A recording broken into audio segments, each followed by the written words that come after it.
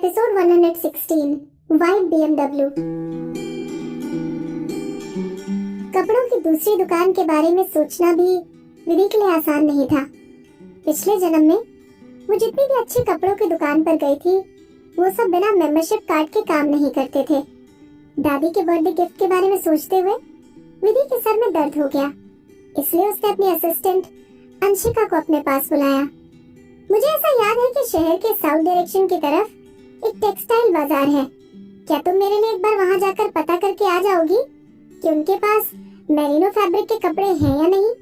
अगर उनके पास merino fabric के कपड़े हुए और वो तुम्हें बेचने से मना कर दे, तो तुम प्लीज बस उनसे मेरिनो फैब्रिक का एक छोटा सा कपड़ा खरीद कर ले आना। विधि जानती थी कि मार्केट में मेरिनो फैब्रिक के नाम से बहुत खराब चीजें बेची जा रही हैं।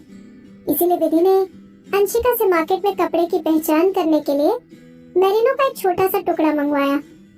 विधि सेलिब्रिटी बन चुकी थी और अंशिका को पता था कि विधि अब ऐसी मार्केट में अकेली नहीं घूम सकती है। इसीलिए अंशिका ने टेक्सटाइल मार्केट जाने के लिए विधि से हाँ कह दिया। अगले दिन अंशिका अपने साथ कुछ फैब्रिक के टुकड़े लेकर आई। विदुषी दीदी, उस मार्केट में कुछ लोग मेरिनो फैब्रिक बेच रहे हैं, इसीलिए मैं हर दुकान में जाकर उनसे मेरिनो फैब्रिक के सैंपल ले आई। आप एक बार खुद देख लो। विधि ने मेरिनो फैब्रिक के सारे टुकड़ों को एक एक करके देखा। सारे सैंपल को छूने के बाद विधि को एक दो सैंपल ठीक लगने लगे।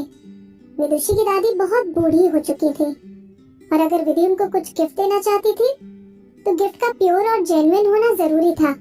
कौन जानता था कि अंशिका के लाए हुए सैंपल्स में दूसरे फैब्रिक्स की मिलावट नहीं है। विधि का दिमाग चलना बंद हो चुका था और वो अंशिका से बोली, ये सब छोड़ो, तुम एक बार फिर से मार्केट जाओ और मेरे लिए वहाँ जाकर लैम्स वूल फैब्रिक के बारे में पता करो।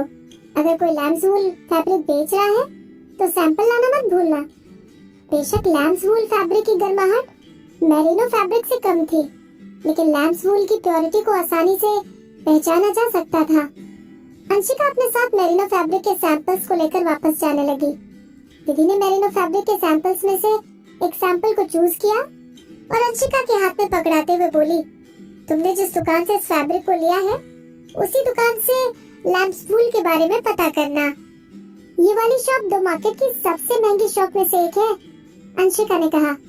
विदुषी दीदी, क्या आपको नहीं लगता कि हम बेवकूफ बन जाएंगे? विधि ने अपना सर हिलाया और उसे लैम्स वूल लाने को बोल दिया। विधि पूरा दिन अंशिका के वापस आने का वेट करती रही, लेकिन अंशिका फैब्रिक लेकर नहीं पहुंची। जैसे ही विधि उसको कॉल करके जल्दी आने के लिए कहने वाली थी, तभी विधि के सामने अनचाहा मेहमान आ गया। वो मोहित था। मोहित अपने साथ बड़ा सा गिफ्ट का बॉक्स लेकर आया था। ये तुम्हारे लिए। क्या है इसमें? विधि ने पूछा।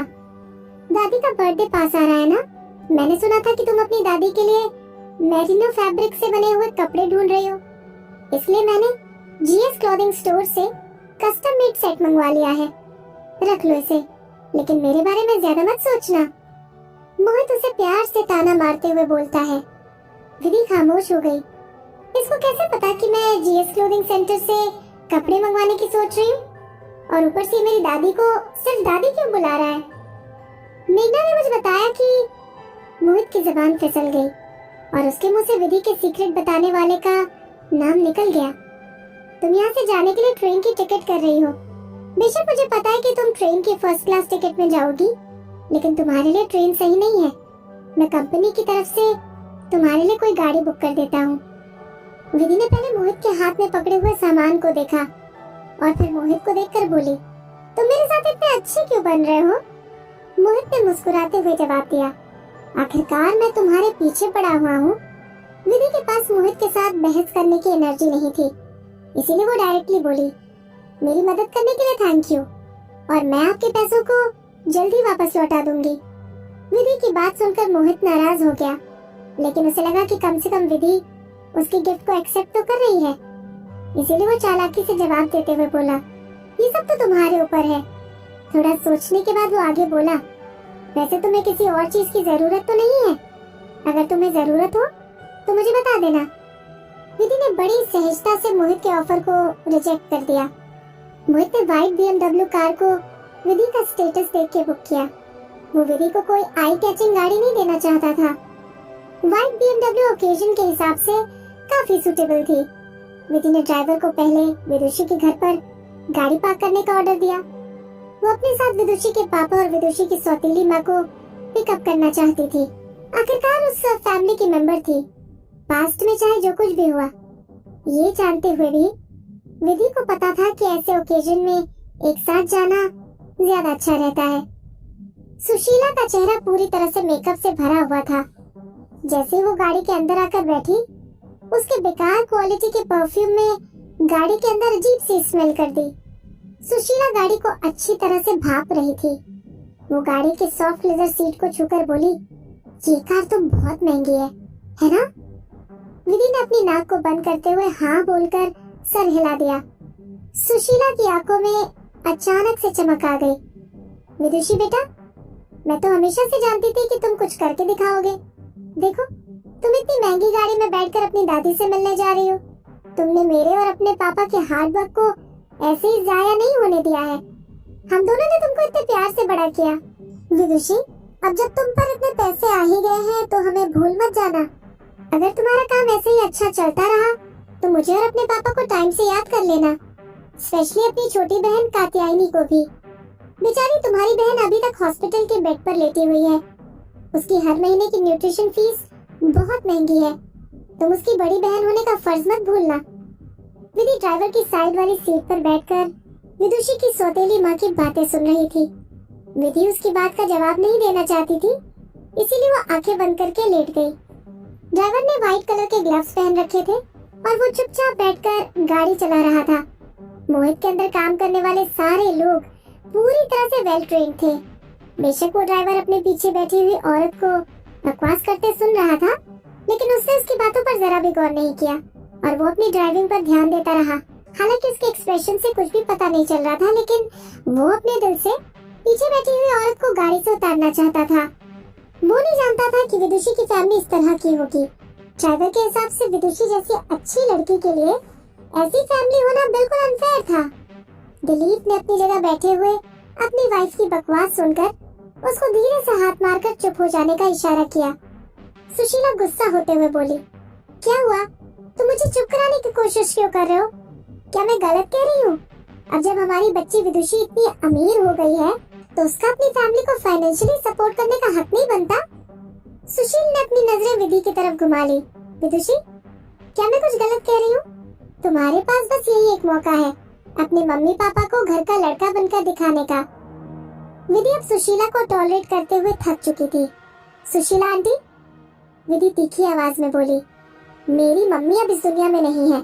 मैं अब उनको लड़का बनकर नहीं दिखा सकती। विधि विदुषी की असली मम्मी की बात कर रही थी। अगर ये सुशीला आंटी उस साल विदुषी की फैमिली में इंटरफेयर नहीं करती तो क्या विदुषी की फैमिली उसको ऐसे नजरअंदाज करती? अपनी जबान संभाल कर बात करो। तुम ऐसे कैसे बोल सकती हो? सुशीला एकदम से आग बबूला हो गई। अगर वो गाड़ी में नहीं बैठी होती तो सीधा विधि को चाटा मारने ही चली जाती। एक बात कान खोलकर सुन लो, मैं ही तुम्हारी मम्मी हूँ।